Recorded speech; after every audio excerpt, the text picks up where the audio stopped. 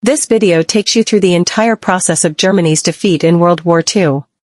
Why was Germany able to rise so rapidly in just 20 years after its defeat in World War I, even nearly annexing all of Europe? What exactly did Germany experience during this period? On November 11, 1918, World War I ended. Following Germany's defeat, Western powers like Britain and France, seeking to prevent a German resurgence, forced Germany to sign the unequal Treaty of Versailles in June 1919 at the Palace of Versailles in Paris. The treaty forced Germany to cede 1/5 of its territory and all of its overseas colonies, and limited its military to 100,000 men.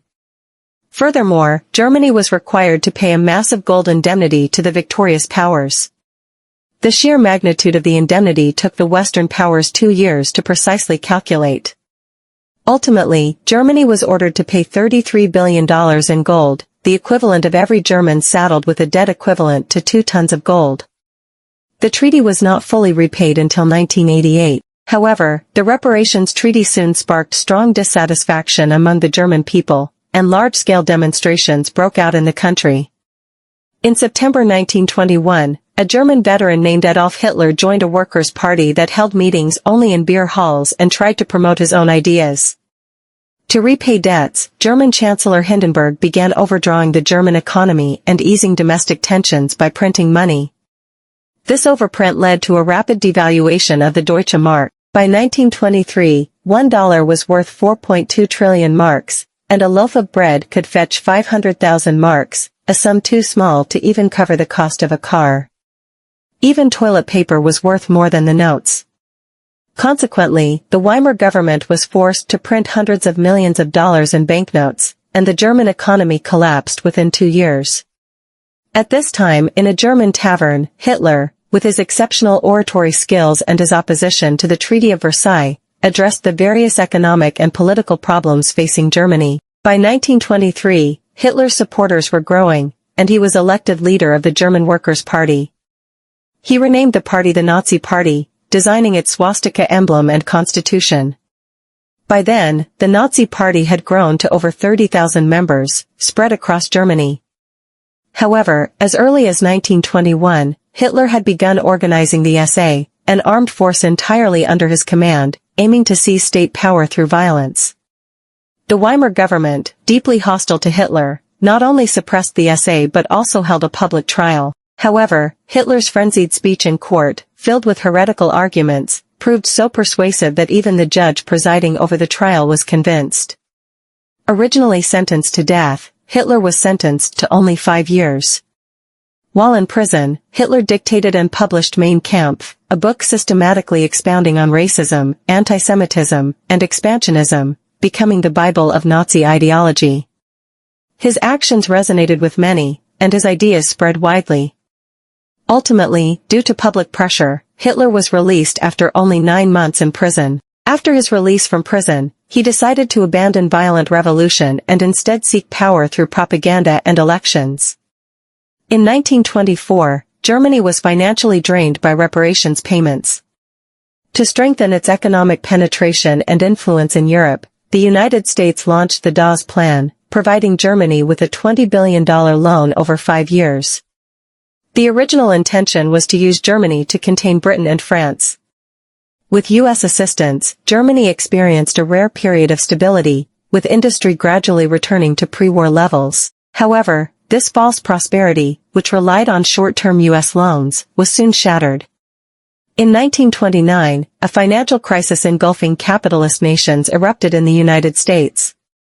American loans to Germany ceased, and the German economy collapsed again. By 1932, unemployment in Germany soared to 30%, leaving over 6 million unemployed and hundreds of thousands dead from disease and starvation. The Weimar government's top brass was powerless to address the situation. At this moment, the Nazi Party, led by Adolf Hitler, emerged. He told these desperate people, "Since you have no other choice, join my party."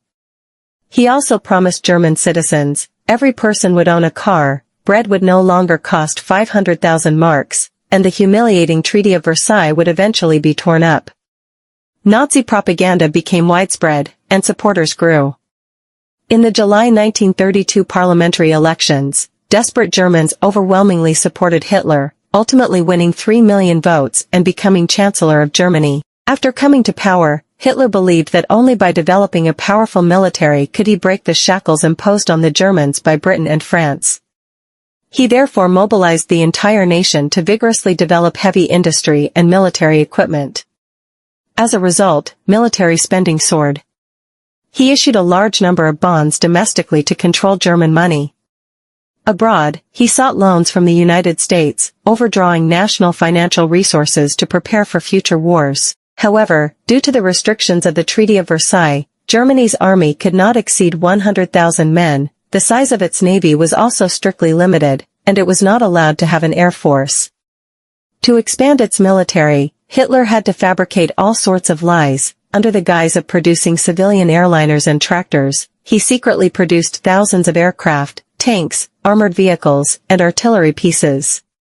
While the Treaty of Versailles prohibited the establishment of an air force, he openly established an aviation club. Since the army could not exceed 100,000 men, Hitler increased the number of police officers to 800,000. This behavior completely violated the restrictions of the Treaty of Versailles, yet Germany's military strength rapidly grew.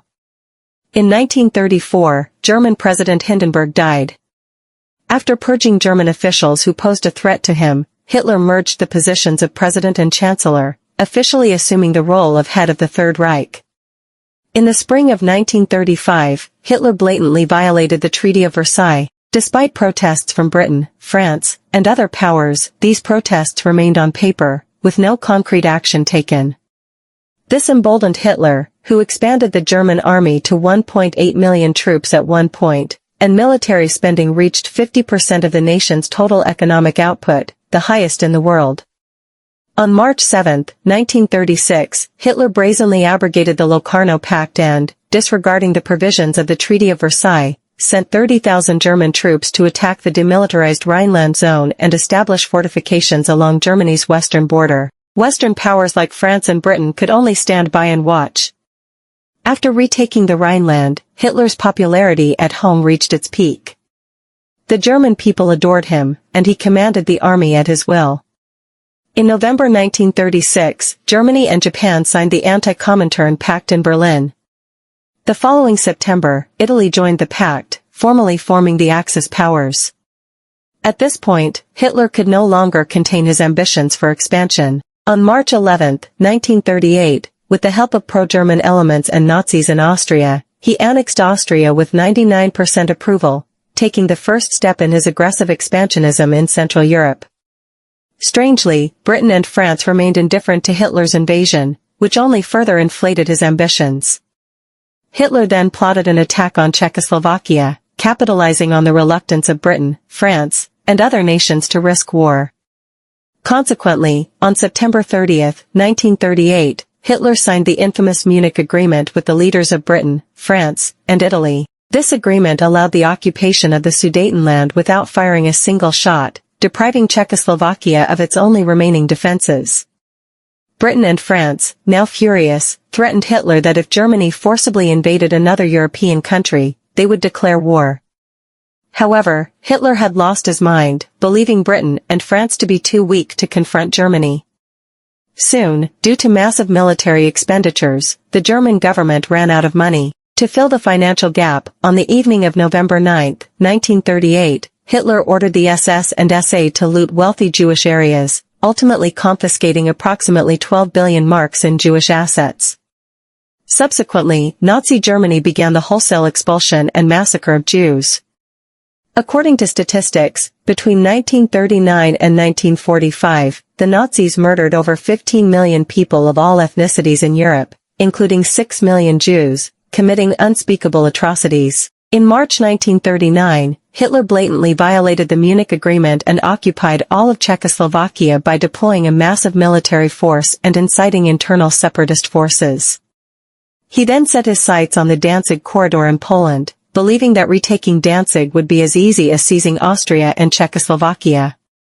However, the Poles disappointed him. The Munich Agreement was broken, and Britain and France learned their lesson, choosing to support Poland.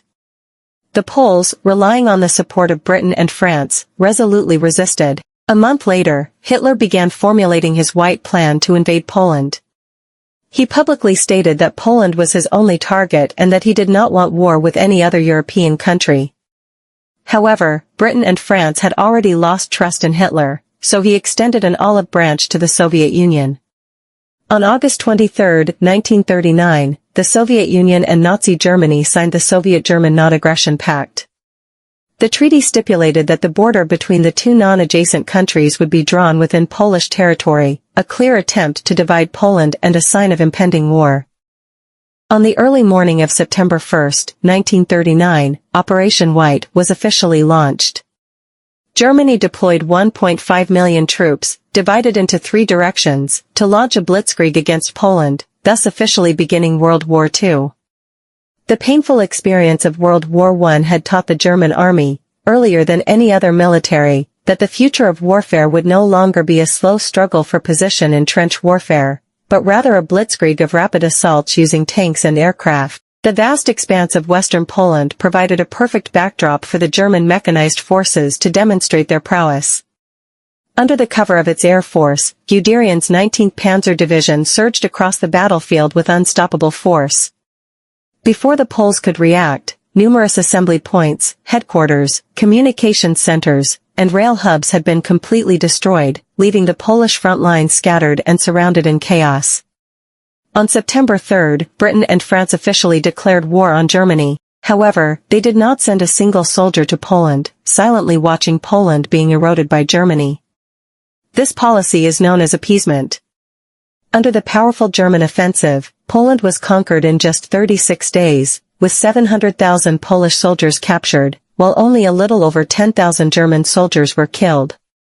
Meanwhile, the Soviet Union, unwilling to be outdone, invaded Poland from the east. Under the combined attack of the Soviets and Germans, Poland was doomed to defeat. On November 26, 1939, the Soviet Union suddenly assembled 1 million troops on the Finnish border and launched a crushing offensive against Finland. The world believed Soviet victory was inevitable, but the war defied all expectations. Facing the powerful Soviet invasion, the Finnish army exploited the harsh winter, swamps, and vast forests, employing various guerrilla tactics to inflict a heavy blow on the Soviets. In just 3 months, the Soviets lost 400,000 men, and after the war, they only occupied 1/10 of Finland's territory. The Soviets won the war but lost their reputation. This exposed the Soviet Union's military weakness to Hitler, and the Finnish-Soviet War laid the groundwork for Germany's subsequent invasion of the Soviet Union. In April 1940, to secure additional war resources, Hitler again set his sights on Northern Europe. On April 9, the German army launched its offensive against Denmark, capturing the entire country in just 4 hours. Subsequently, the Germans invaded Norway. Due to Norway's coastal location, the Germans employed a variety of tactics, including naval and air forces, and battleship landings, launching a full-scale assault at night. The Norwegian army was caught off guard, and the Norwegian capital fell to the Germans in just 12 hours. Seeing Norway's precarious position, British and French troops sent reinforcements, but to no avail. Norway held out for just 60 days before surrendering to Germany. Nazi Germany subsequently captured Luxembourg in a single day, the Netherlands in 5 days, and Belgium in 18 days. After conquering these countries, Hitler turned his attention to France. France, now known as Europe's greatest army, boasted a force of 3 million men and constructed the impenetrable Maginot Line along the Franco-German border. A direct conflict between the Germans and the French would have been a major disadvantage.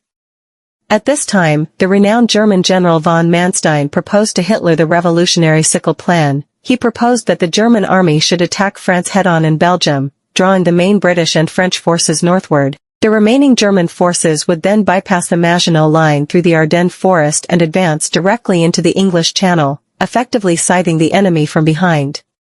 This proposal was quickly adopted by Hitler. On May 10, 1940, a large number of German armored units began to advance through the Ardennes forest, bypassing the impregnable Maginot Line and launching an offensive towards the French mainland, striking the British and French forces from behind. Under the relentless German offensive, the British and French forces were caught off guard and retreated steadily, pursued by the Germans all the way to the French port of Dunkirk. At this critical juncture, Hitler suddenly halted the advance. He saw the British and French forces at Dunkirk as trapped. Göring assured him that the Luftwaffe alone could destroy them. Hitler, eager to advance south and completely capture France, did not want to waste time with his armored forces at Dunkirk, but 2 days later, he realized this was a mistake. The Luftwaffe was simply incapable of destroying the British and French forces at Dunkirk. By the time he ordered the advance toward Dunkirk again, it was too late. The 48-hour delay allowed 400,000 British and French troops to evacuate to Britain. Subsequently, Guderian's armored forces, known as the father of Blitzkrieg, launched a blitzkrieg across the French plains, and the German army quickly captured Paris. On June 22, 1940, France, known as Europe's premier army, was completely defeated by the Germans in just 32 days. 8 days later, the French government surrendered. France was divided in two. The north was occupied by German forces, while the south was under the Vichy puppet regime. By this point, most of Europe had fallen into German hands. Hitler, now in a state of utter hubris, ordered a train car removed from a museum during the surrender ceremony. 22 years earlier, German representatives had surrendered to France in this very carriage, a scene long considered a profound humiliation by the Germans. Now, determined to avenge that humiliation, Hitler accepted the French surrender in this very carriage.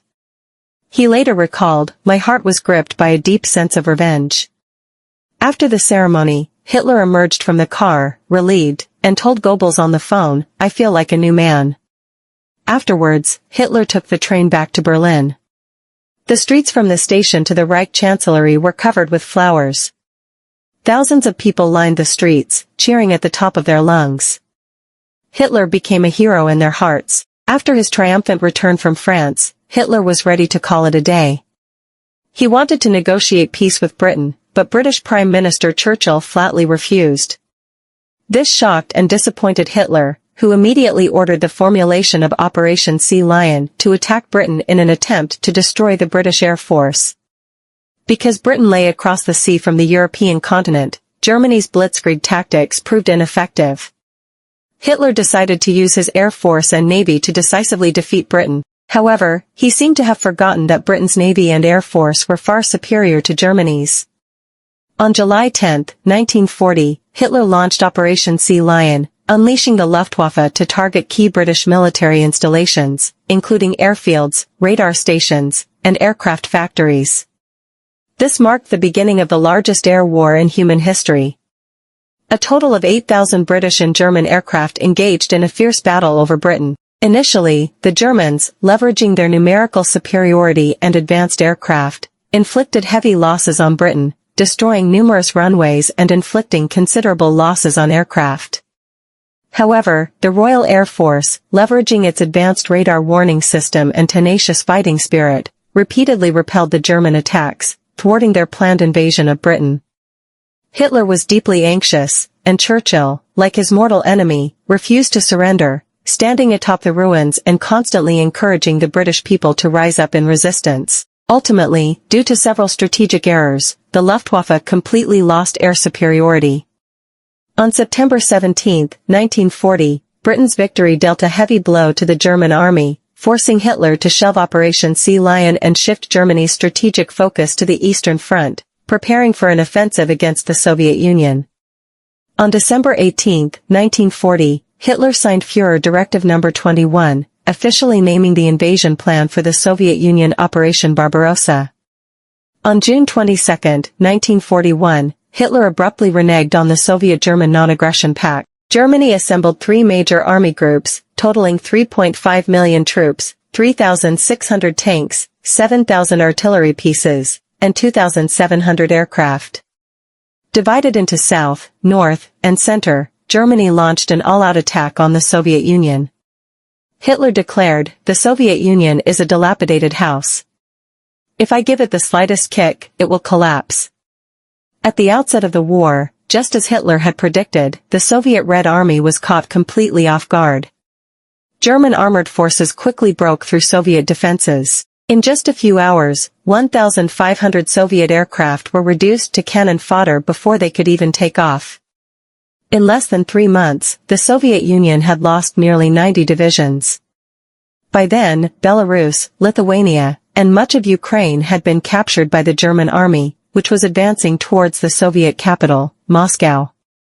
On September 30, 1941, Hitler announced the launch of Operation Typhoon, mobilizing Army Group Center with 1.8 million troops and 1,700 tanks to launch a general offensive against Moscow. The Soviet Union also mobilized its entire nation to resist. To boost morale, Stalin held a grand military parade on November 7 on Moscow's Red Square. Hundreds of thousands of Soviet Red Army soldiers were reviewed, and Moscow residents participated in the city's defense. The Soviet Red Army established a solid defensive line outside Moscow. Immediately afterwards, Stalin redeployed all Siberian troops from the Far East back to the front lines in Moscow. The Battle of Moscow officially began. In this battle, the Soviet Union and Germany committed a total of 4 million troops, suffering 1.5 million casualties. It was a life-or-death battle for the Soviet Union. Unfortunately, the German army encountered the coldest winter of the 20th century. Coupled with the shortage of supplies caused by the extended German front, the German army's combat effectiveness declined significantly. Countless soldiers died of freezing and starvation, and the lack of fuel nearly paralyzed the mechanized forces. Amidst such unfavorable circumstances, Hitler declared war on the United States across the ocean. Stalin immediately launched a major counteroffensive, directly penetrating the German defenses around Moscow and forcing the German army to retreat. The Blitzkrieg was shattered, and the war entered a period of protracted attrition. On December 7, 1941, Japan launched a surprise attack on Pearl Harbor, using 6 aircraft carriers and 440 aircraft. Unprepared for the U.S., the Japanese bombarded the city for several hours, destroying 8 U.S. warships and 188 aircraft, and inflicting 3,000 casualties. The following day, U.S. President Roosevelt declared war on Japan, along with fellow Axis powers Germany and Italy. World War II reached its peak. In June 1942, the German army abandoned its full-scale offensive and set its sights on the Soviet Union. 1.txt. Please complete. Hitler's attempt to capture Stalingrad would have cut off the Soviet Union's Volga River transportation routes, thereby controlling the Caucasus's oil and coal resources and ultimately crushing the Soviet Union. However, he underestimated the Soviets' determination to defend their country. On July 17, 1942, the German army mobilized 1.5 million men and over 100 divisions in a frenzied assault on Stalingrad. General Zhukov, commanded by the Soviets, commanded every Soviet soldier to fight the Germans to the bitter end with a determination to fight to the death. Countless shells rained down on Stalingrad, and soldiers from both sides battled back and forth across the battlefield. Soldiers could not survive more than 24 hours, officers less than 3 days. The battlefield had become a living hell. The fighting raged until the end of October, when the early arrival of winter made the German situation increasingly difficult, prompting a brief lull in the fighting. In November 1942, after meticulous preparations, the Soviet Army launched Operation Uranus. Marshal Zhukov commanded the 3 Soviet armies to launch a surprise attack on the German flanks, using tank clusters to quickly encircle the German forces. German Field Marshal Paulus surrendered with 90,000 soldiers. The situation on the Soviet-German front had reversed. The ferocious Battle of Stalingrad had severely damaged the German army, but Hitler refused to accept defeat. He realized that a decisive victory on the Eastern Front was necessary to completely reverse the situation. He quickly ordered Field Marshal Manstein to formulate the meticulous Citadel Plan, an attempt to launch a pincer attack on the Soviet forces in the Kursk salient from the north and south to regain the initiative on the battlefield. Unbeknownst to Hitler, the Allies had already cracked the German military's communication codes. Upon learning of the plan, the Soviets quickly assembled their forces and established a strong defense around Kursk, awaiting the German attack. In the early morning of July 5, 1943, the Soviets and Germans engaged in the largest tank battle in human history in the Kursk region of the Soviet Union. Over 8,000 tanks, 5,000 aircraft, and over 2.8 million soldiers were mobilized. Thousands of artillery shells were fired simultaneously, and the sky over Kursk was instantly bathed in a crimson glow. On August 23, the Soviet Red Army successfully captured the Kursk and Kharkov regions, marking the end of the Battle of Kursk. The Germans lost 500,000 elite troops and suffered significant damage to their weapons and equipment. Unable to launch a large-scale offensive, they resorted to a strategic defensive strategy, while the Soviets launched a full-scale strategic counteroffensive. On June 5, 1944, Supreme Allied Commander Dwight D. Eisenhower secretly assembled 2.88 million troops and over 2,000 aircraft in Britain. On June 6, the Allied landings began in Normandy, France. Over 4,000 landing craft raced toward the Normandy beaches, unleashing a relentless bombardment on the German positions. The German positions were instantly engulfed in flames, inflicting heavy losses. Soon, the Allied forces successfully landed in Normandy. Under their fierce offensive, the Germans were steadily retreating. In less than 2 months, the Allied forces had driven the Germans back to the Seine River and successfully liberated the French capital, Paris. On June 28, 1944, the Soviet Red Army launched a massive counteroffensive in Belarus and Ukraine, leaving the German army helpless. 2 months later, the Soviets recaptured Belarus and Ukraine and advanced all the way to the Polish border. Germany, by then, was trapped in the dilemma of fighting on both the eastern and western fronts. In December 1944, after high-level discussions in Germany, Hitler decided to launch a counterattack in the Ardennes forest region on the German-French border.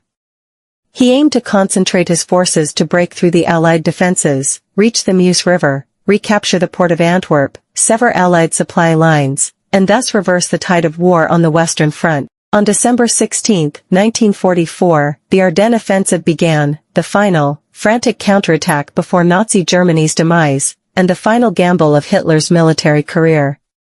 He personally selected troops, assembled approximately 250,000 men, over 900 tanks, over 800 aircraft, and 2,600 artillery pieces, and launched a surprise attack on 700,000 British and French troops.